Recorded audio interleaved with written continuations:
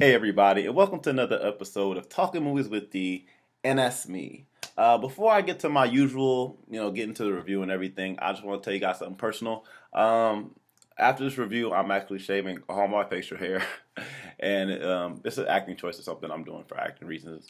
But it's difficult for me because I haven't shaved my mustache since it's actually grown in. I've gotten rid of my beard a few times, but I've never shaved my mustache all the way. So my next video, which will probably be on Lights Out, is I'm gonna look a lot different. It's gonna be weird for me, but I just feel like I should share because it's on my mind tough. But anyway, let's get all the personal stuff out of the way. Or now that that's out of the way, let's get to the review. We're reviewing Star Trek Beyond.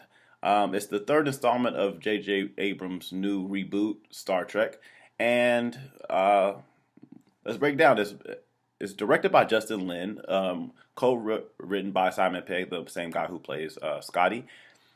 What happens in this? The plot to this movie is the USS Enterprise is asked for help from a captain to help their ship, and they go to investigate to help.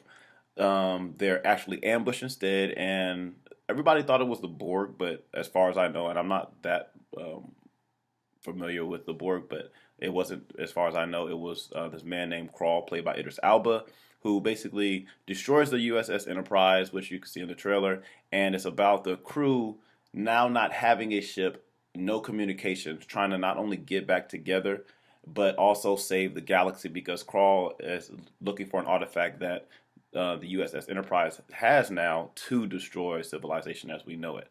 So that's basically the plot.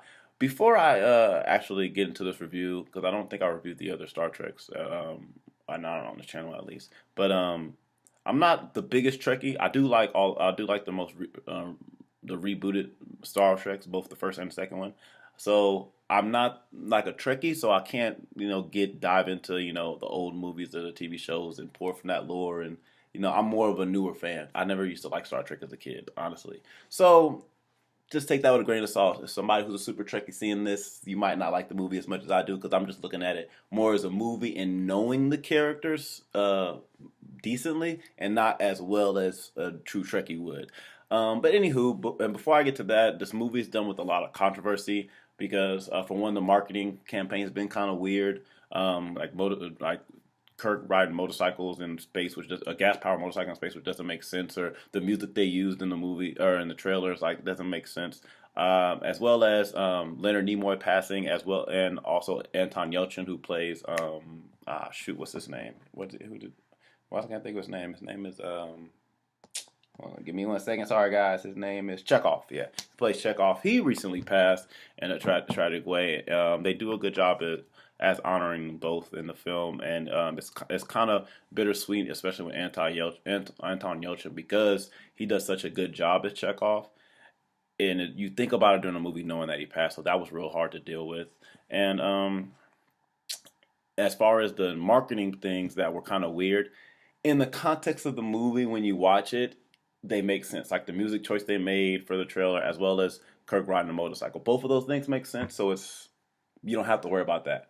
But let's get to my negatives. All right, real quick. My first negative is the villain's motivation, or what the villain's after, and that's Krall, played by Idris Elba. I thought he was great, but part of the problem with him was he's after this device, and in my opinion, he doesn't like he wants the device to destroy civilization and stuff like that. In my opinion, he does not need it because he destroys the USS Enterprise with ease, and it's not a spoiler; it's in the trailer, and as always, no spoilers. But he destroys the Enterprise with no problem. And what he's trying to what his weapons he's after is trying to destroy civilization. And yeah, I can't say more because I'll kind of give away some stuff. But that's what his goal is. And so when it boils down to it, it's like you didn't really need that. You could have just did what you did. You were waiting all this time for this device for no reason. So that kind of bugged me. And another thing with the villain, well, I'll get to that in a second. One thing I really that really annoys me in film, and it happens at once here, is that there's a character. This happens in most movies. If somebody says, "Give me this, or I'll shoot this person," and somebody always gives it up. And it's like you were entrusted with this thing. This bad guy saying he's gonna do something, or if you don't give him what he wants, and he doesn't know you have it, you could just shut up because he's probably gonna kill that person anyway. Not saying anybody gets shot because of it or dies because of it, but I hate when somebody gives up the main thing because a threat was made. It's like you were trusted with this. You were trusted for this reason. Why is it so easy? Because that's always the go to. It's like, can we find another creative way? Can they just figure out you haven't and force you to force it out of your hands without just words?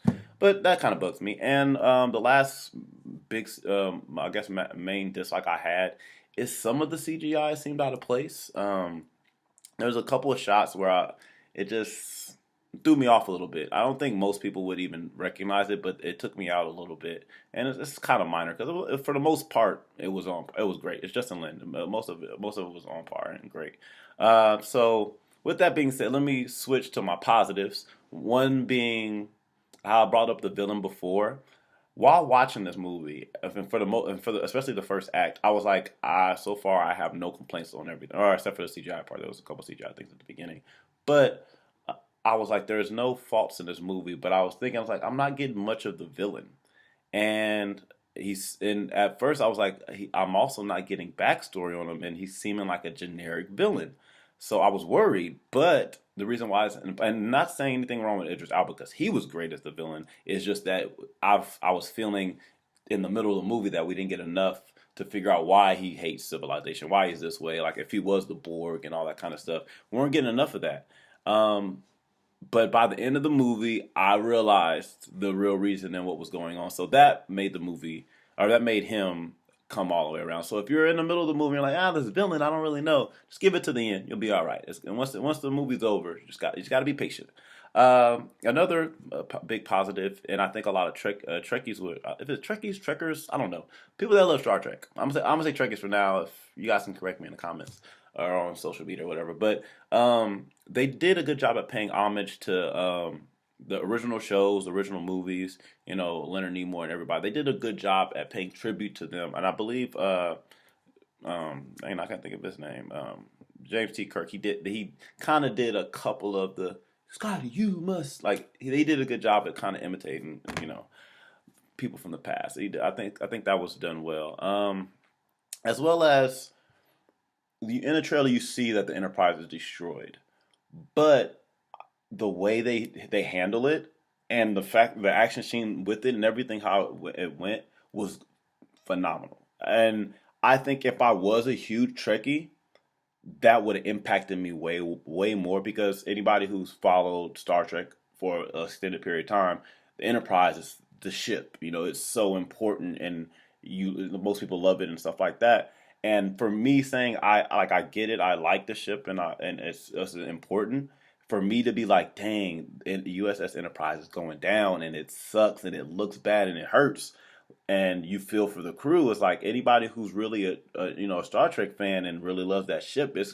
I'm bet money some people like could have teared up, but granted I didn't. But it's like I'm assuming some people did because they made it epic. It was like, man, the ship's going down. What are we gonna do? The crew, what are we gonna do? That was just great.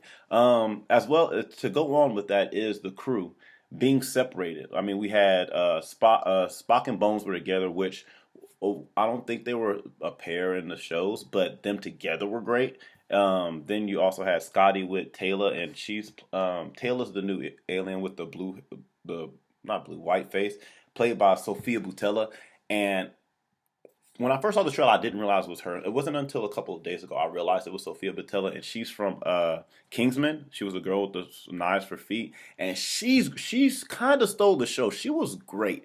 Her and Simon Pegg as Scotty were both a great pairing, just like Spock and Bones were great pairings with them two. And I mean, not Spock, Zachary Quinto as Spock. I like him since Heroes. I just cast all together. Zoe Saldana, all those guys, Chris Pine, everybody together just really worked for me, and their little pairings worked. So you had, like I said, you had Spock and Bones, you had Scotty and Taylor, and I don't remember what Scotty kept calling. He was calling something else besides Taylor. It was like Allie or something like that. I'm pretty sure it's Allie. And then as well as Chris Pine when he was teaming up, showing the dedication as a captain. And I just think all around it was a really good movie, and it was heartfelt. It it was action packed. It had the comedy. It wasn't trying to be funny, but the situation and the characters dealing with things were funny. It's like you have Spock and Bones. Bones is like he's sarcastic. He says what he wants, and Spock being kind of straight faced and only thinks logic. Those two pairing together are actually is just funny altogether. And then you have Scotty, who the way he is, and then Taylor comes in and she's like pretty badass, and an alien that learned English but doesn't really know it that well and hasn't been around people very much. Their dynamic as well as Chris Pine is just, they did a great job. But now I'm rambling, and that's all I have for them. There's a lot more positive I could put down, but you get the gist. You get the gist. I like the movie, and so let's get to my score. I kind of battled with it a little bit. In my opinion, I think this is one of the better movies of the summer, blockbuster wise, because blockbuster wise this summer, a lot of the movies have been kind of man, like they're okay, they're cool, but none of them, not none of them, but a lot of more recent ones, especially the last month and a half since Civil War or something like that. I think it was Civil War was the last really great one where I walked out like just yes, you got to see this movie. I recommend it to anybody. And that's what I'm going to say about this movie. I would recommend anybody, especially somebody who likes action movies, who likes to laugh, who likes Star Trek, or just sci-fi fantasy. Period.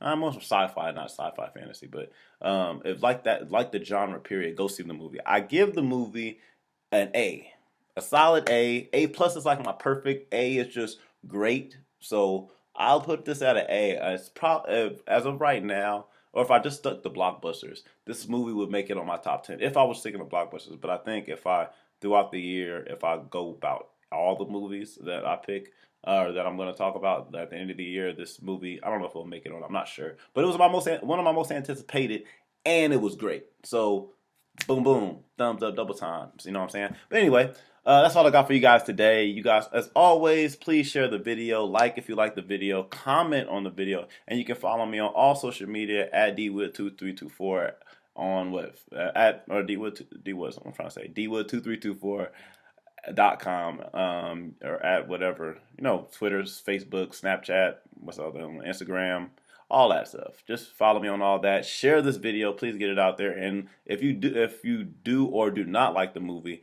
please tell me what you think. Let's start a conversation and we can talk about it. That's all I got for you guys. Deuces, and I'm out.